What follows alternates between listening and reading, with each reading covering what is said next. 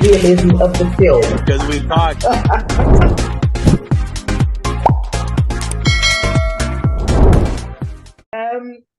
First of all, thank you for following us, following Luis. We've seen it. Thank you very much. Congratulations on your recent projects. The Last Breath seems like a gripping adventure. Can you share with us your experience portraying Noah in the intense underwater thriller? Yeah, I'm really proud of the film, and I'm really excited for people to see it. You know, it's my first lead role, and you know, it is very close to me. I read the script, and when I got the audition through, I thought, wow, this one just felt right. It felt like it made sense, so I really went for it. You know, I really went for the role, and so, but it was really fun. It was really fun. Amazing experience. Probably one of the best experiences I've ever had on film. We were scuba diving for 6 weeks. You know, we were away filming for 2 months in Malta and Belgium, and you know, we were in a tank, you know, scuba diving all day, every day for 6 weeks. So we got probably more experience than seasoned scuba divers do in 10 years. Exactly. You know, the scuba diving team said, look, you guys are diving more than professional scuba divers. They might get away once or twice a year if they're lucky. You know, and we were diving 5 times a day. You know, it was just like, you know, we were going constantly, you know, going under. So it was an amazing experience, but it's tough because you can't just look at your script. You know, if you're in a bit of a pickle, you forget a line, you can't just go, oh, I'll get my sides out of my back pocket. Oh yeah, improvise. You've really got to know it like back to front, sideways. Okay. It's really daunting, and then you know you can't just talk to the director, because he's on a speaker, underwater speaker. So whilst we're filming, we can only kind of sign language, like, you know, okay, we understand. And he's trying to tell us and direct us underwater, and we have to try and figure it out. So it was an amazing experience. It was so strange filming underwater and actually doing it ourselves. We thought that the stunt doubles would do a lot. But, you know, the director looked at me in my eyes and said, I want you to do as much as you can. And I was like, okay. So there was certain things like, you know, the fear of this thriller. It was already kind of there, because there was a scene where I had to take my mask off, and the studio was completely dark. You know, when we started filming, they wanted this to look like obviously a real kind of sunken ship, so it was pitch black. Yes. So when I took my mask off, there's no oxygen, you're 5 meters underwater, pitch black, and you don't know where the surface is. It was really daunting. It was scary. And so, you know, I was petrified. And weeks before that scene, I was gearing myself up, like training myself to hold my breath for a long time. You know, you heard about Tom Cruise, like holding his breath 5 minutes. Didn't quite get that far, but, you know, it was daunting. I was scared. So it was done for me there. So that kind of fear of you know, being in that situation was kind of already there, which is great. Very visceral. Facing the fear, isn't it? Face the fear anyway. Yeah, so it was amazing. I loved it. Thank you. The Last Breath holds special significance as the final film featuring the late Julian Sands. How did it feel working alongside Sands, and how do you think his legacy will impact the film's reception? It was amazing. Everyone was really excited to have Julian Sands on board. I remember the director said we've hit gold when they got Julian Sands on board. You know, he's been in the industry for years. You know, he was part of the Academy.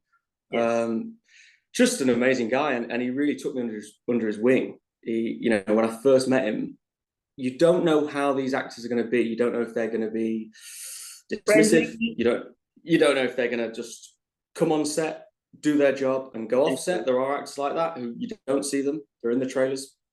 And I didn't know what to expect. So the first rehearsal, the first kind of read through, he pulled me and went, here's my boy. Here's my boy. Because he's like my almost like father figure in the film. Yes. Like, you know, this character Noah works for Julian Sands at this scuba diving school in the Caribbean. So he laid down the bond very quickly of like, this is how it's going to go down. This is our relationship. And, you know, it was really sweet. We exchanged emails, and he wanted to rehearse, and he wanted to go over the characters and the backstory. And I was just amazed by, you know, he was getting older, and he was still, it was like he just started acting. He had so much energy, and it was just such an eye opener. I was like, wow, never lose that flame, never lose that spark. It was like like I said, it's like he never lost that spark of being an actor. And it was amazing, and it complimented me a lot, which made me feel good and put me at ease. And he was a wise man.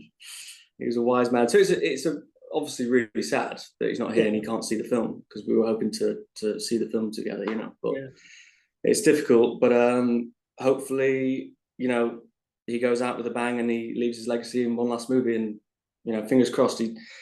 It's sad to say, but he died doing what he loves. He was always talking about hiking, mountaineering, and he invited the director. That's what he loved to do. So it's really sad and too early to see him gone. But it's difficult, isn't it? Yeah, it's just life. It's very strange. May he rest in power. That's why I like. Yeah. And that's what I love about film. You'll always leave a part of you on this planet when you go. Whenever you go, you've left something behind for people to watch, and enjoy and entertain and all Remember. That. Yeah, so it's sad to see him gone, but hopefully we do the film justice. So let's see. Fantastic. Your role in the Apple TV series Masters of the Air has garnered attention. What drew you to the project, and what challenges did you face portraying your character amidst the backdrop of wartime drama? Okay, I've got a lot to talk about this. The way I got the role and when I was filming it and how difficult it was. I was only a small cog in the whole series. It's a big show, huge budget. I was a tiny part of it. I was in one episode, but I played a real character. It was immense pride when I got the job. I was like, oh my God, we're telling serious historical events here. So I was like, wow. And then obviously the people attached to it, Spielberg, Tom Hanks. When you get that phone call, you're like, oh my God, this is what I've dreamt of, as an actor. But it's one of those things, actors aren't sure whether to push if they see an article and say, oh, can you get me a part in this? And it was a bit of fate. Like I saw an article, way before it came into casting, and I emailed my agents and my managers and I said, hey, could you try and get me in for this? It turns out that it was Lucy Bevan's office who was casting it, and I'd just been in for Batman. Oh wow. And so Olivia Grant is an associate at Lucy Bevan's office. So Olivia Grant auditioned me for Batman. She said, great job, didn't go my way, but we'll keep you in mind. And so anyway, my agent emailed Olivia Grant and said, look, Jack would love to go in for this. And they got me in 4 times over a year auditioning for this. So I was kept on coming back in, and I finally snagged a role. And it was, it's amazing. The set was just so huge and so epic.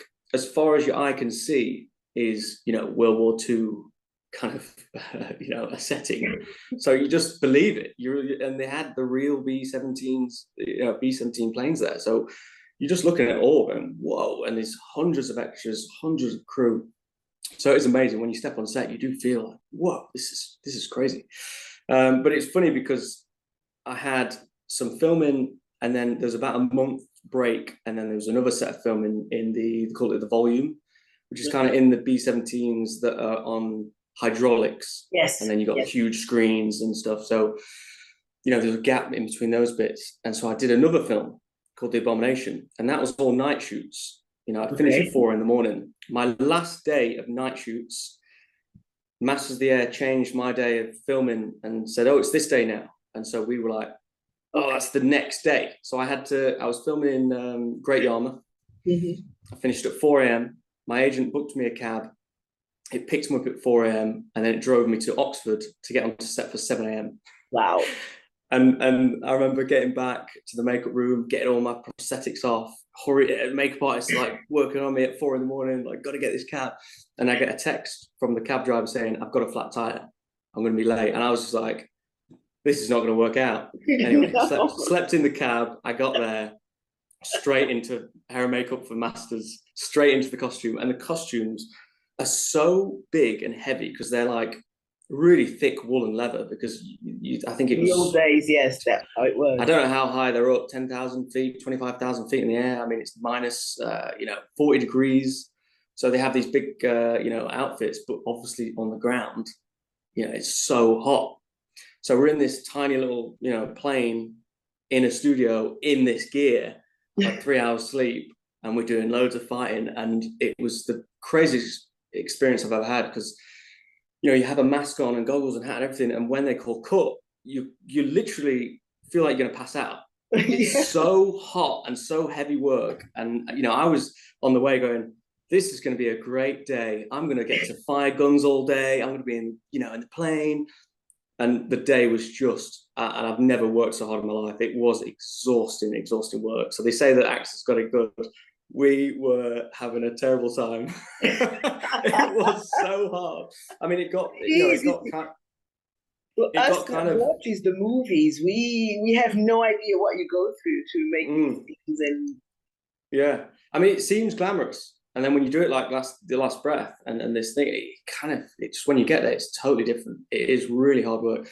And then you got to act as well on top of that. So they had these people were getting so overheated.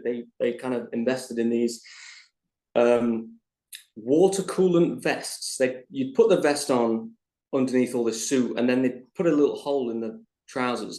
A little pipe would come out the hole, and when we step off set in between takes, we'd plug this pipe into a machine, switch it on, and it would pump cold water through the vests because it was just too hot. So every actor had one. It was just crazy. I mean, money was no issue for those guys, so they could afford Thank God.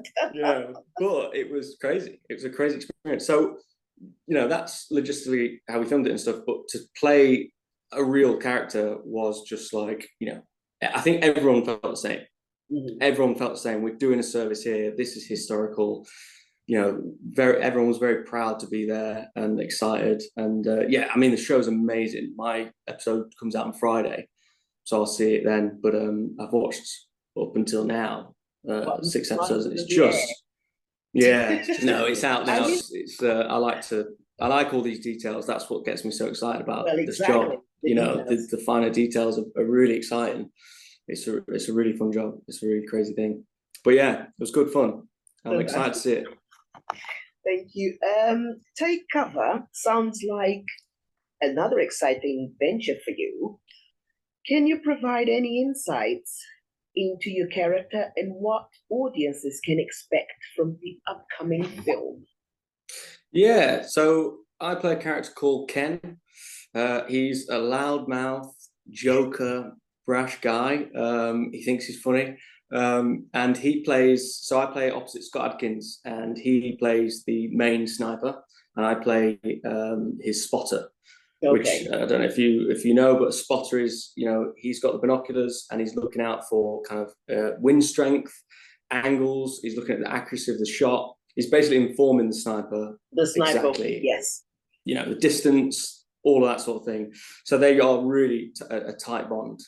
These guys work together a lot. So these guys, they go on their last kind of mission together. Yes. A private job, and Scott's role, he's basically going to retire after this. So it's his finale, and it all goes, well, I can't swear, but it doesn't go to plan.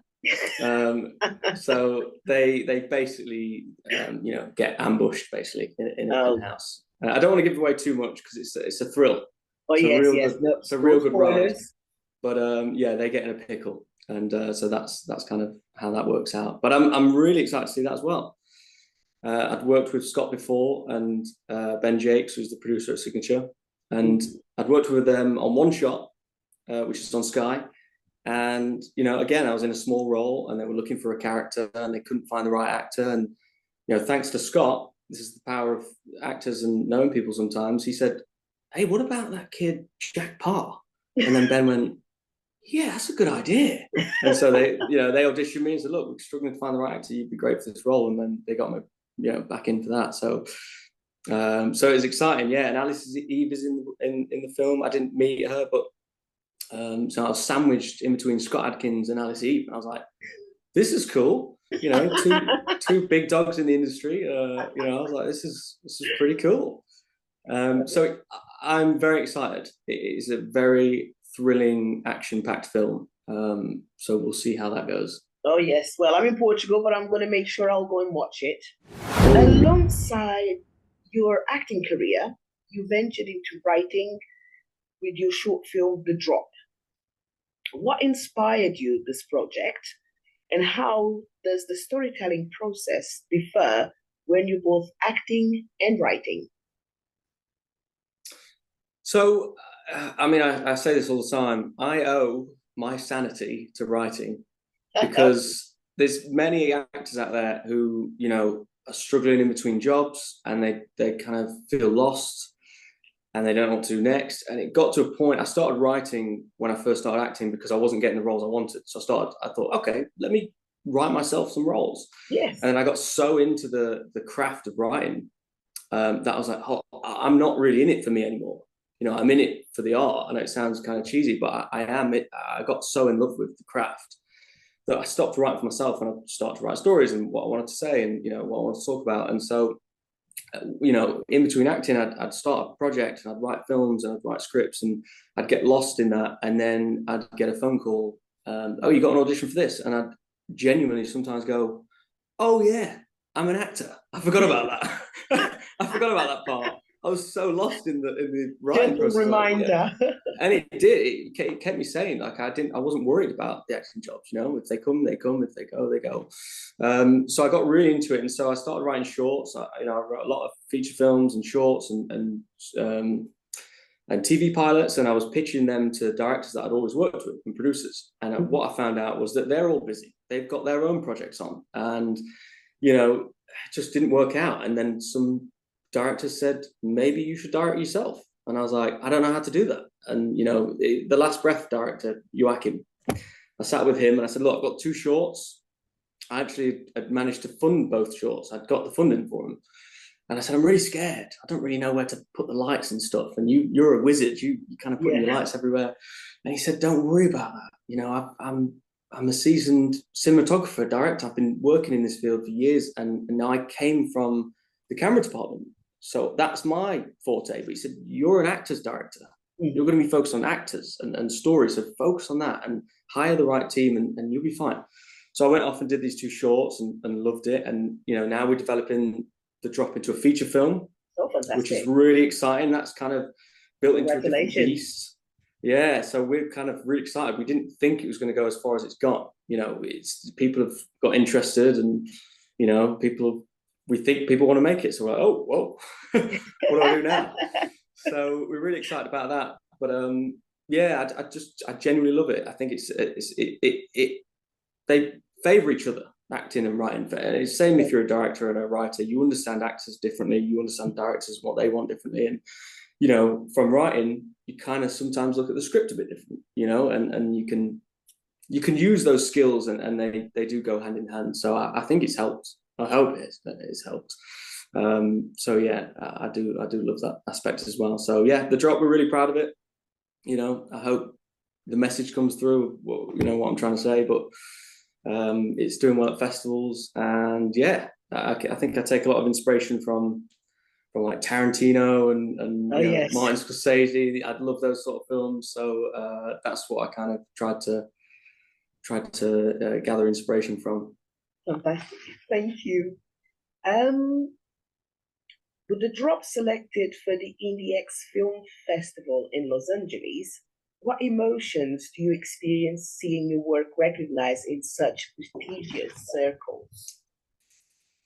Well, it's amazing because, you know, my first ever short film, which was called Ghetto Bird, which I was in and produced, and I wrote with my friend.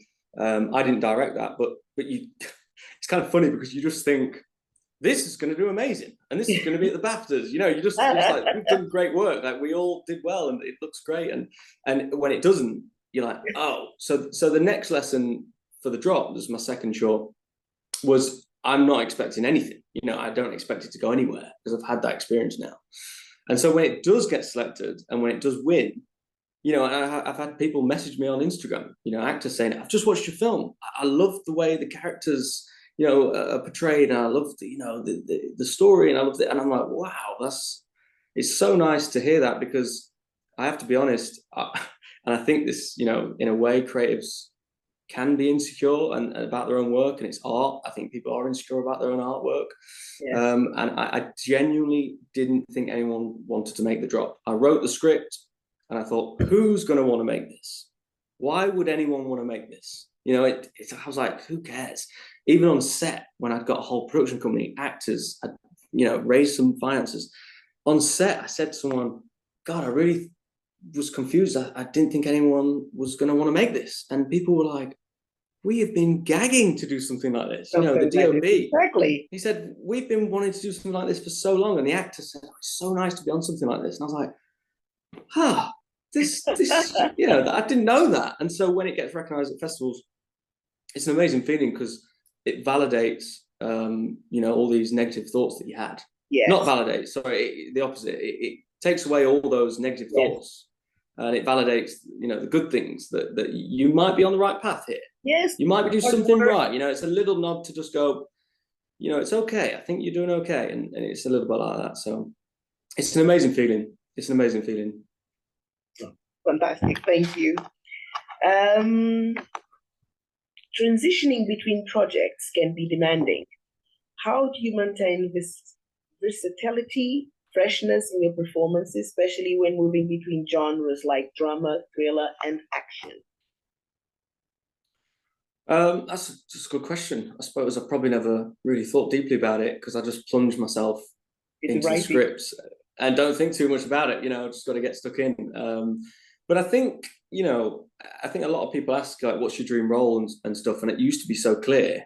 But now, I've realized, and me and my friend have really deep talks about, why are we doing this? You have to sometimes ask yourself, what are we doing this for? And are we doing this for the right reasons? And you have to ask those questions. Yeah. And, recently it's become quite apparent that it doesn't really matter about, the genre or the character. It really is about the story, and if the story grips you, and it doesn't matter if it's a shark thriller or an action film or, a drama, if you really resonate with the script, then that's what I'm attracted to. It could be anything. It could be a Western. So there's certain things, like, it has to be, the script has to be right. The director has to be, I have to want to work with the director. It's difficult. Some, like I said, some you kind of just slide straight in. For The Last Breath, it seemed like it made total sense. And, the character was there. It was like, there's so many similarities to me. Whereas The Abomination, I was playing a monster, and I was petrified, and I was like, I don't know how to play this. I watched Robert De Niro's Frankenstein in Frankenstein's Mary Shelley, and I was like, this is amazing. And then, but you can't take that and put it into mine, because it's not mine. That's not my character. It's different. It's different. This character has different, so many different things to it. So I'm not kidding. Literally, it took till the day of filming. I was like, I have to make a choice. And it was so reassuring. I heard Robert Pattinson on an interview say, sometimes, most of the time, I don't know what to do until the day of filming, and then I just have to just do something. And he said that on Devil All the Time. He was like, I was walking around doing my lines, I didn't know how to play it.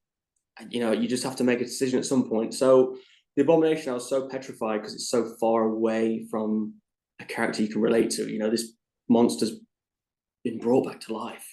You're thinking, how does he walk? Can he talk? And if he can't talk, how long does it take him to talk? And how long does it take him to learn? Does he have empathy anymore for humans? Or it was just so confusing, and it was hard. So you just kind of have to, that took a lot of work. And this career is a whole life lesson. You're constantly learning new things. You're constantly studying.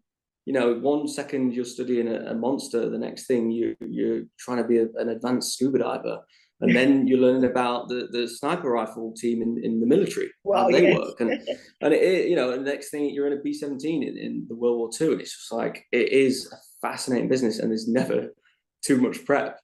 So up until the day of shoot, I just make sure I'm trying to work on it every day until we set foot on step. I'm just gonna go in, try and do as much prep as possible. That's how I kind of operate. But it keeps you on your toes. So that's what I've learned. Yeah. I might not know how to do it every time. I might be scared, but it keeps me on my toes, you know. Exactly. Thank you. The Last Breath immerses audiences into a high-stakes scenario, diving into the depth alongside World War II wreckage and sharks. How do you prepare for the physical demands of such a role? Okay, so I mean, the funny thing is, I was scared of water before I did The Last Breath.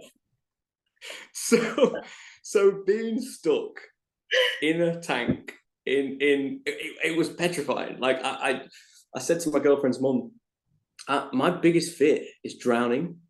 And so when I got this job and I went out and got my PADI course for the audition, she was really proud of me. She said, "Hey, I'm really proud of you. Yes, you're kind of scared of water." And I was like, "I know."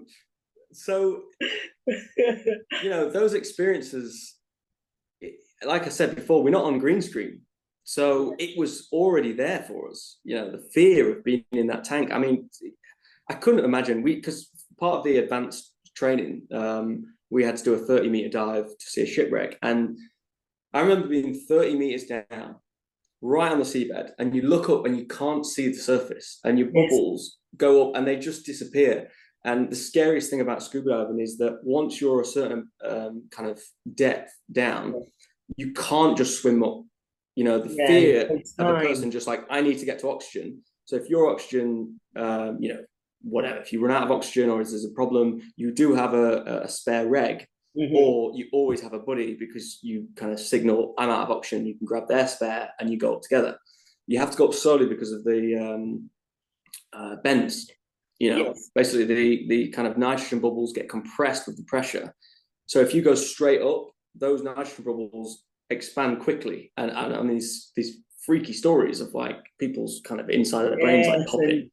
You know, crackling. People have heard crackling when they've gone straight up. So you can't, if there's a problem 30 meters down, it has to be dealt with down there. And that was the biggest fear.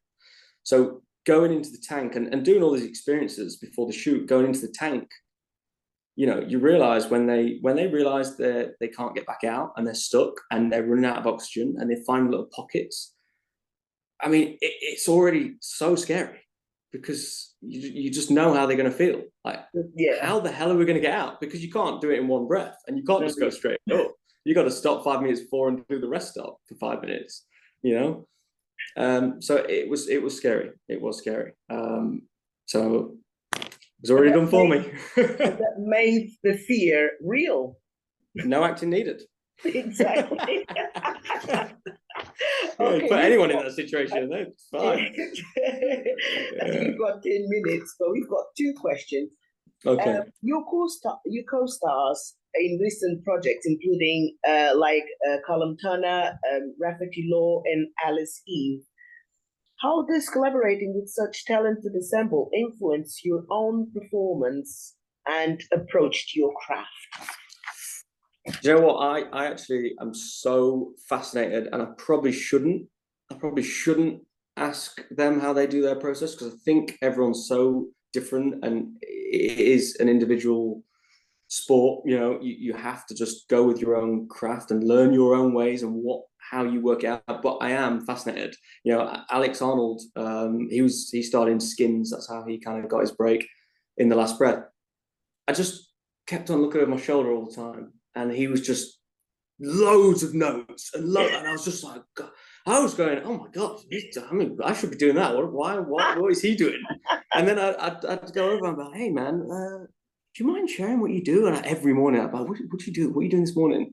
And he had a really fascinating process. He wanted to know like even the time by the minute of each scene. So he knew how long we got left. And I was like, that's just a really smart, clever actor who's really thinking about the process, you know, about how long have we got left in here? How much oxygen do we have left? So watching those guys, it fascinates me. You know, sometimes it's a masterclass in itself. You know, I got a role on Peaky Blinders, you know, and it was such a tiny role. I didn't have to do much, but I got to watch Stephen Graham, Cillian Murphy, Paul Anderson, and I just would be in awe, just staring at those guys going, I understand why you are where you are. It makes sense. You know, you're so professional. You know your work. You come in so prepared. It just makes total sense. And so I love working with people like that. And I love seeing people's process. And sometimes you do take a bit. Sometimes you just take a little bit from them and go, cool, I'm going to take a bit of that. I'm going to take a bit of that. And you just, again, you're always just kind of finding out new things. And every job is so different. So you prepare differently. So it's amazing starting to work with these people who people recognize and people know. And because, you know, you have that for yourself. People only see them on TV, but you have the secret of like, I've worked with those guys, you know, I got to see how they work, you know, it's fascinating. So it's a blessing. I loved it. And you mentioned Ralph Law, again, another guy I didn't know how he was going to be. You know, you don't know how these child actors, well, he's not a child actor, but he's, you know, son of a huge actor. Wasn't sure how he was going to be. The most humble, sweetest guy I've ever met. I thought, you've been brought up really well. Really well, you know, yes. They've instilled some very good, I don't know the word, but, you know, morals into you. You really are switched on and mature. And I really liked that guy. He was a really sweet guy. So, yeah, I can't wait to do more. I want to keep working with these guys and working with professionals. Thank you. Looking ahead, what aspirations or goals do you have for your career, both in terms of acting and any future writing endeavors? Yeah, so my writing, I really want to tell some personal stories. You know, I have some stories that I think are really important. And again, I know it sometimes sounds a bit corny, but when you start to dig deep, you go, I know I really want to say, I have a voice. You know, I'm from up north in tiny little kind of mining villages. And, you know, theatre was difficult when I was a kid because everyone was playing rugby and I played rugby, and it was very, you know, toxic masculinity and you got shunned for theatre. You know, it was tough. So I did a little theatre playing when I was 14, and the experience that I got from that, from my mates and people, I never did it again. I never did it again. So I've got a script that I've written called Jack the Lad, which is a Billy Elliot type story about this kid. Yeah, about this kid who you know, does a theatre play and has a real tough time from it. And so I want to tell that, and that's the stuff I want to write. You know, I want to write northern stories. And with the acting stuff, I really look up to Harris Dickinson, Callum Turner. You know, Harris Dickinson is doing these amazing, incredible festival films, really rich stories like on the BFI, and you know, these amazing stories like you know, Barry Keoghan. Who else? There's a few guys who I've got in my brain that are doing like Scrapper and Femme, you know, George McKay. It's like these guys are doing really interesting movies. I'd rather do those than do the big, huge Hollywood blockbusters. I really want to do, and I might change my mind when I get older, but right now, that's what I'm trying to hunt for. I'm saying to my manager, how do we do that? How do we get into those films? You know, they're the films I want to do. You know, really interesting stories, and so we'll see. I'll put it out into the universe, and we'll see what happens. Exactly. Thank you so much, Jack. It's been amazing chatting to you. You're very chatty. It's been a pleasure. It's been an absolute pleasure. Thank you so much. All the best.